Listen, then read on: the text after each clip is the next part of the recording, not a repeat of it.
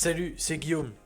C'est bien Guillaume de la Chain. Ravi de te retrouver une nouvelle fois pour ce 5e épisode. Si c'est la première fois que tu vois une vidéo de la série Bitcoin Yearly Cycle Low descendu 26, je souhaite la bienvenue.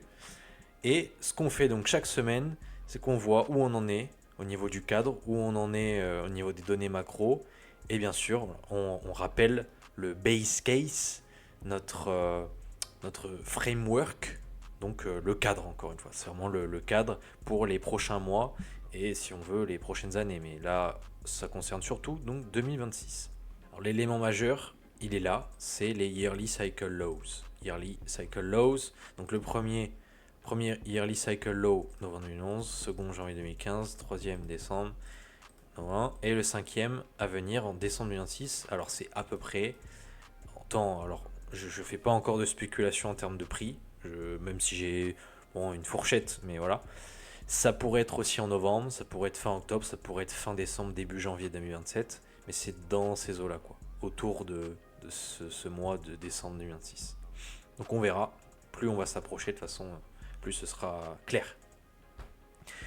Donc, pour rappel aussi, One Yearly Cycle, c'est 8 Weekly Cycles, 8 Weekly Cycles. Et One Weekly Cycle, c'est à peu près 180 jours, et on a une fenêtre de 24 à 42 semaines.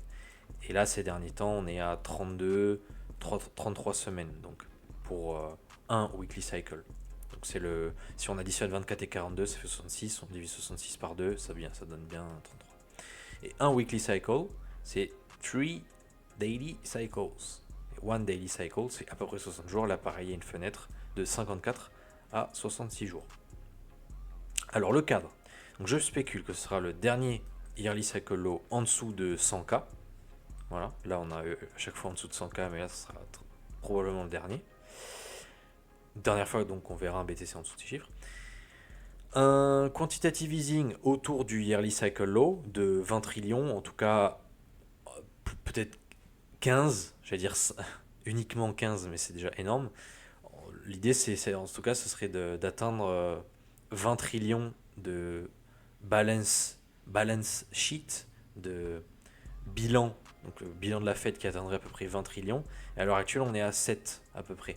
Donc là, déjà, il faudrait ajouter 13, mais d'ici là, ouais, ça pourrait peut-être monter à 15, voire 20 selon la situation. On verra bien, mais ce sera le fameux big print, comme dit Laurence Lépard, et d'où le nom de son livre. Et ce sera évidemment dévastateur, encore plus que les précédents big prints, parce qu'ils ont quand même été gros, mais là, c'est encore plus. Un DXY à 110 et plus, à peu près en milieu d'année, peut-être à partir d'avril, mai, peut-être même au juillet, août, dans ces eaux-là. Voilà. Deuxième, troisième trimestre de 2026. Une récession, évidemment, avec une courte période déflationniste, surtout ressentie sur les actifs financiers, c'est plutôt là où on va le ressentir, hein, parce que le pain et tout, comment dire, les biens, les produits de première nécessité, ils seront très probablement pas baissés, mais ce sera au niveau des actifs financiers, quoi. Plus une purge absolue des cryptos comparable à la dot-com bubble, donc les meilleurs survivront 2026. Un S&P qui connaîtra ce qu'on appelle un lost decade, une décennie perdue. Alors ça peut être 8 ans, ça peut être 12 ans, ça peut être 10 ans, c'est approximatif, mais c'est en gros quoi. Une dominance de Bitcoin et de l'or. Donc l'or va continuer à bien péter logiquement dans les prochaines années, comme Bitcoin. Et, comme je rappelle à chaque fois, this is a game, a serious game. C'est un jeu, mais c'est un jeu très sérieux. Donc selon moi, on fait tous partie on fait tous partie de la partie, mais c'est très sérieux aussi parce que les conséquences sont tangibles. Aujourd'hui, donc, on a de nouvelles données, et surtout de nouvelles données macro imminentes. Et on a aussi un DXY qui est fébrile, donc c'est bullish. Et mercredi, donc si c'est ta première fois, si c'est la première fois que tu regardes ces vidéos, n'hésite pas à t'abonner pour pas louper les prochaines. Parce que mercredi, vidéo spéciale sur la dernière newsletter de Lynn Alden. Parce que sinon ça aurait fait vraiment trop long pour aujourd'hui, je pense. Allez, c'est parti. Donc, premier élément, le US 10-year yield. on voit qu'on est toujours dans une tendance baissière. Qu'est-ce que ça signifie? Ça signifie que les investisseurs, de manière générale, s'inquiètent du court terme, parce que là on est sur du 10 ans. Et ce bond, en fait, plus il y a de gens qui l'achètent, le désirent finalement, mais qui finissent par l'acheter, plus son rendement diminue. Donc c'est un peu contre-intuitif, mais c'est normal. Parce que si l'État a besoin de financer telle et telle chose, eh bien pour attirer les investisseurs, qu'est-ce qu'il fait? Il augmente le rendement. Mais s'il y a énormément de personnes qui se ramènent pour l'acheter, enfin énormément, c'est relatif, mais voilà, eh bien le rendement diminue. En revanche, si les investisseurs fuient, ben là ils sont obligés d'augmenter les taux, d'augmenter le taux d'intérêt pour justement rendre ce bond du trésor toxique désirable. Voilà. Et donc plus justement on est dans une phase de baissière, plus la Fed est obligée de baisser les taux pour justement ramener la liquidité à terme avec le quantitative easing, donc avec le fameux Big Print. Ensuite, le taux de chômage, oui, taux de chômage, on a une prochaine mise à jour le 16 décembre, donc c'est imminent, mais on est clairement dans une tendance haussière, higher high, higher lows. Là, j'ai décidé d'arrêter de mettre en avant l'article, même si tu peux toujours le consulter. C'est l'Armageddon, publié le 1er octobre. Donc maintenant, par rapport au LNRI, ALNRI, on va aller voir ça maintenant sur Twitter avec Marco Vjegovic. Alors, je pense que je le prononce mal. Donc ici c'est clair. Là ça date du 26 octobre. C'est une petite mise à jour aussi. On est déjà en déflation. Mais le truc, c'est que entre le CPI Shelter et le Apartment List National Rent Index, donc le ALNRI, eh bien, il y a un lag. Donc, pour connaître, pour un peu prédire l'avenir, si on veut, au niveau du CPI, il faut regarder où on en est au niveau de cet autre indicateur. Et on voit bien que là, on est en dessous de zéro. En fait, on est en dessous de zéro depuis 2023. Et 2024, 2025, on est resté en dessous de zéro. Donc, le CPI il va continuer à aller à la cave. Et autre élément aussi, là, qu'il met en avant, on se rend compte que les 2% d'inflation, ils ont, encore une fois, on les a déjà passés depuis longtemps. On est passé en dessous depuis longtemps. Donc, voilà pourquoi une déflation est le risque de survenir en 2026. Et c'est pas l'hyperinflation ou même l'augmentation de l'inflation là le plus gros risque. Ça viendra après, quand justement tout sera pas à zéro, mais tout sera à plat. Et c'est là où on devra encore une fois appeler l'hélicoptère Money. Le S&P, alors on se rend compte que quand on cut donc les taux directeurs de la Fed, de la Banque centrale, lorsqu'elle cut les taux, donc elle abaisse ses taux directeurs, donc lorsque la liquidité peut revenir petit à petit, du moins la pseudo-monnaie, la dette peut repartir de plus belle, l'augmentation de la dette peut repartir de plus belle, eh bien, dans ces cas-là, le S&P, et surtout quand on est en récession, du moins quand on est dans une tendance récessionnaire, le S&P, lui, après 3 cuts, historiquement, c'est moche. Et après, là, on peut voir après 6 mois, après 12 mois, on est sous l'eau. Donc ça annonce la couleur potentiellement, encore une fois, pour mi-fin 2026. Et par rapport au Lost Decay, donc qu'est-ce qu'on marque? On a des phases de range, de latéralisation, puis ensuite des phases d'expansion. Boum, boum, boum. Et à chaque fois, ça dure quand même un certain temps, les phases de latéralisation, où il se passe pas grand-chose, à part des petits pumps, des petits dumps, durent longtemps quand même, à peu près 10 ans. Et donc là, on a eu notre phase de pump majeure ces derniers mois. Et là, on approche potentiellement donc de nouveau une période de latéralisation qui pourrait durer jusqu'à 2030, voire 2034, ouais, dans ces eaux-là. Le Volatility S&P 500 Index, le VIX, le VXY.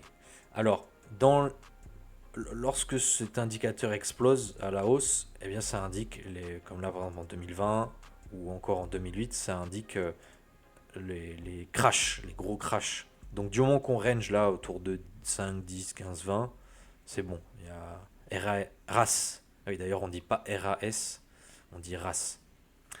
Mais on peut dire RAS aussi, c'est peut-être plus joli. Voilà, donc à surveiller. Là, c'est pareil, un élément très important, l'inversion de la courbe des taux que je mettais en avant dans cet autre article que j'ai publié il y a presque un an déjà. Et maintenant, on va aller sur Twitter pour voir ça. J'ai fait une petite publication, mais qui date un petit peu. J'ai fait un update le 29 novembre. Et donc là, il se trouve que on est un peu plus haut. Donc je ferai une mise à jour, pareil, dès que possible. Mais ce qu'il faut garder en tête, c'est la récession n'est pas avérée lorsqu'on repasse au-dessus de zéro. Elle n'est pas avérée lorsqu'on range au-dessus de zéro. Elle est avérée lorsqu'on explose. Comme là, par exemple. Sur le screen. Ouais. Ah non, là, en fait. Pardon. Donc là, oui, on se rend compte que c'est lors de la phase d'accélération où là, c'est parti. Tout, tout se fend les dents. Là, on a une donnée aussi imminente, une mise à jour imminente qui arrive pour cet indicateur. Donc pour rappel, j'avais expliqué cet indicateur plus en détail dans mon premier épisode. Donc, je le refais maintenant. Donc c'est l'écart de rendement que les investisseurs exigent pour détenir des obligations américaines à haut rendement, junk, par rapport aux treasuries de même maturité après correction des options. Donc comment on l'interprète finalement? Si on a un pump, c'est la crainte des défauts plus élevés, conditions financières qui se tendent, financement plus coûteux pour les entreprises et moins bien noté. Et si on a un dump ou une phase voilà, de retracement, eh bien ça reflète plus une phase d'appétit pour le risque, conditions plus faciles, perception du risque de crédit, plus faibles. Voilà. Donc à l'heure actuelle, on a quand même des higher high, higher lows. Et là, on va voir le 8 décembre, c'est-à-dire demain. Quoique, je crois qu'en France, il est bientôt minuit. On sent peut-être déjà le 8 décembre. Et pas pour moi. Donc ouais, là, on va voir si ce que ça donne. Mais on peut s'attendre clairement à de nouveau un spike. Une petite jambe haussière là qui viendrait péter le précédent plus haut de mi-fin novembre.